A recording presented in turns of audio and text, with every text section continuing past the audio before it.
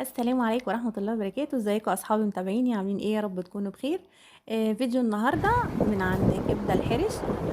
احنا هنروح كبده الحرش اللي في محمد نجيب. دلوقتي احنا هنطلع من اتجاه شارع علي هيبة. لو جايين من جمال عبد الناصر او من شارع خالد بن الوليد، اللي عند ترام سيدي بشر.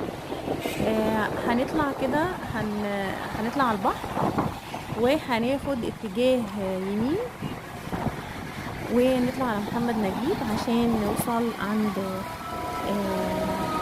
عند الحلم.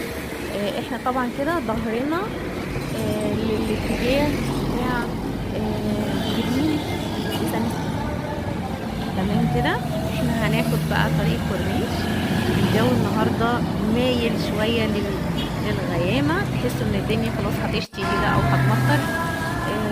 الجو يعني حلو، يعني بص فيه لسعة ساقعة. احنا دلوقتي ساعة صلاة الظهر.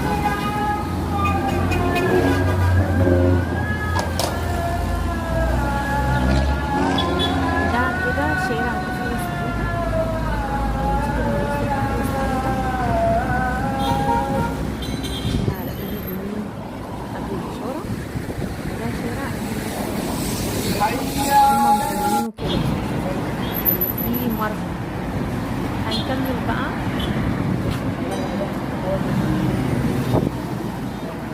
اتجاه محمد نجيب. احنا هنعدي بعد الإشارة بتاعت القصر السعيدة ونلاقي ميدان محمد نجيب. طبعا كل الناس عارفة محمد نجيب، يعني الاسكندرانية أو المصراوية أو الناس اللي بتيجي تصيف، لأن هو مكان مشهور جدا. وطبعا شايفين المية جميلة ازاي من بعيد اهيت. وعلى فكرة في ناس كتير جدا، يعني البحر كأن في الصيف زحمة قوي. شماسي كتير موجودة وناس كتير قاعدة حتى من غير شماسي. في الدفا بقى الشمس، يعني هي الشمس تروح شوية وترجع شوية تروح، يعني ايه مدية غيامة كده بسيطة. هي ساعة الصلاة غيمت قوي، لكن هي كان قبل كده كان في شمس ودفا كده حلو. دلوقتي احنا كده طالعين بقى خطوتين هنوصل عند محمد نجيب. احنا كده معديين اسحاق شاطئ اسحاق حلمي. واللي قبل منه كان شاطئ السرايا. البحر هناك جميل جدا على فكرة، يعني الناس لما تنزل عندنا هنا في الصيف بنصحهم يجربوه. شاطئ اسحاق حلمي جميل، شاطئ كبير. في كمان انا هصوره لكم مرة ان شاء الله.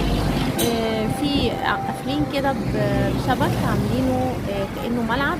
يعني اللي حابب يلعب كورة، يلعب سلة، يلعب قدم يعني او سلة، يلعب هو اصحابه اي حاجه. هناك مقفول كده عاملين كذا مكان كذا ملعب يعني. فكان وكمان الميه هناك عاملين لها سدادات، فالميه واطيه. احنا كده دلوقتي دخلنا، عدينا كده من جنب احمد حسنين، هريسة احمد حسنين. وقدامنا الناحيه التانية في بنك مصر وكمال سعد. كمان عشان اللي حابب يعرف محمد نجيب موجود فيها ايه، ادي كده شوفوا معايا كل الحاجات اللي موجودة هناك. وانا دايما بصور لكم من محمد نجيب. وكده الشارع ده بيطلع برضو على شارع الطفولة السعيدة. انا كده قبل الاشارة، عشان انا صورت لكم الناحية التانية بعد الاشارة. الشارع اللي بينزل على جمال عبد الناصر. انا كده عاطشة ظهري للبحر، وقدامي كده كمال سعد وبنك القاهرة، بنك مصر.